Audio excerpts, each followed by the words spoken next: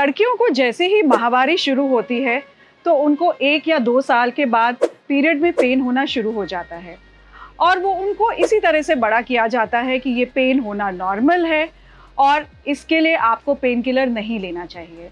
तो ये कहाँ तक सही है? माहवारी में होने वाले दर्द के लिए लड़कियों को पेन किलर लेना चाहिए, नहीं लेना चाहिए? इसके कारण क्या हैं और क्या आपको इसके लिए डॉक्टर के पास जाना चाहिए? यही सब मैं आज आपको इस वीडियो में बताऊंगी। I am doctor Amita Shah, senior consultant gynaecologist and laparoscopic surgeon from Gurgaon. तो जब लड़कियों को पीरियड्स शुरू होते हैं तो इनिशियली 1 या 2 साल तक उनको पेन नहीं होता, लेकिन उसके पश्चात जब उनके पीरियड्स ओव्यूलेटरी साइकिल्स हो जाती हैं, मतलब उनके पीरियड्स में एग बनना शुरू हो जाता है, तो उनके पीरियड्स पेनफुल होने शुरू हो जाते हैं। ये पेन जनरली माइल्ड पेन होता है जो कि होम रेमेडीज से ठीक हो जाता है या कभी कभी 1 या 2 पेन किलर्स लेने से ठीक हो जाता है और धीरे धीरे करके जैसे उम्र बढ़ती है, प्रेगनेंसी होती है, डिलीवरी होती है, तो ये पेन जनरली सबसाइड कर जाता है। इस पेन को हम प्राइमरी डिस्मेनोरिया बोलते हैं और ऐसा पेन होना नॉर्मल होता है।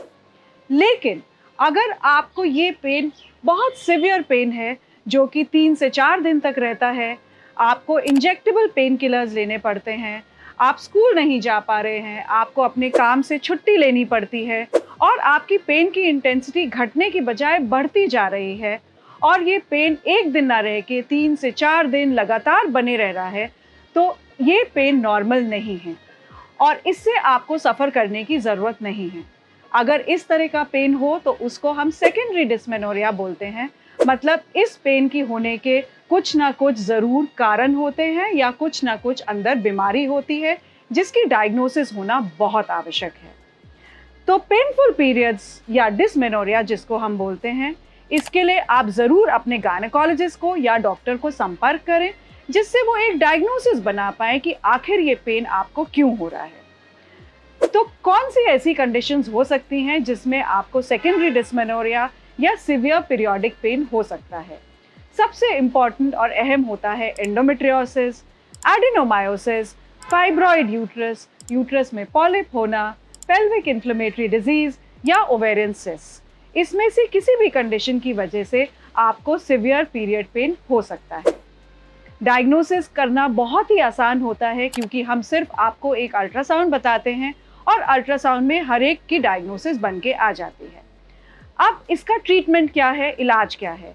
अगर आपको प्राइमरी डिस्मेनोरिया है, मतलब जिसका कोई कारण नहीं है और फिजियोलॉजिकली अगर आपको ये पेन हो रहा है, तो कुछ होम रेमेडीज़ होती हैं, जैसे कि हम आपको बोलते हैं आप गर्म पानी पी सकते हैं, कैफीन या हॉट कॉफ़ी ले सकते हैं, गर्म पानी की बॉटल अपने पेड़ों पे रख सकते हैं, बैक पे रख सकते हैं, या हॉट ऑयल से मसाज भी बेनिफिशियल होती है।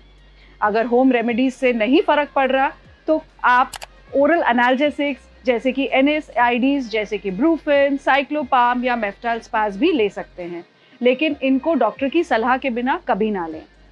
कुछ केसेस में हम लड़कियों को ओरल कॉन्ट्रासेप्टिव पिल्स भी देते हैं। उनको देने से फ़ायदा ये होता है कि जो आपकी ओव्यूलेटरी साइकिल्स होती हैं वो एनओव्यूलेटरी हो जाती हैं, जिससे कि जो हार्मोन का उतार चढ़ाव होता है वो बंद हो जाता है और उसकी वजह से जो पेन हो रहा होता है वो ठीक हो जाता है। ओरल कॉन्ट्रासेप्टिव पिल्स लेना भी काफ़ी सेफ है और ये अक्सर मदर्स को एक मिथ होता है कि उससे कोई नुकसान हो जाएगा या उससे बहुत साइड इफ़ेक्ट्स हो जाएंगे। ऐसा नहीं है। ये अगर ज़रूरी होता है तो 3 से 6 महीने तक हम ओरल कॉन्ट्रासेप्टिव पिल्स भी दे सकते हैं। अगर सेकेंडरी डिस्मेनोरिया है तो कॉज के हिसाब से हमें आपका ट्रीटमेंट करना पड़ता है। मान लीजिए फाइब्रॉइड हैं तो उसको लैप्रोस्कोपिक मायोमेक्टमी करके निकाला जा सकता है। यूट्रस के अंदर छोटा सा पॉलिप है तो उसको हिस्ट्रोस्कोपी से पॉलिपेक्टमी करी जा सकती है। एडिनोमायोसिस या एंडोमेट्रियोसिस है और हमने उसे जल्दी पकड़ लिया है तो उसको मेडिकल ट्रीटमेंट से हम इलाज कर सकते हैं। अगर पेल्विक इन्फ्लेमेटरी डिजीज़ है तो उसके लिए हम आपको एंटीबायोटिक्स और एंटी इन्फ्लेमेटरी भी दे सकते हैं। तो अगर आपको पीरियड के दौरान पेन हो रहा हो तो उससे सफ़र करने की बिल्कुल ज़रूरत नहीं है।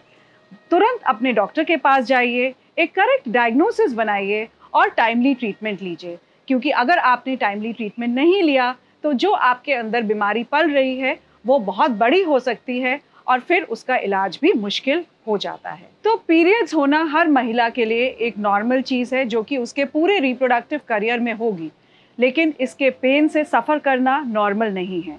तो इसका इलाज टाइमली और ज़रूर कराएं।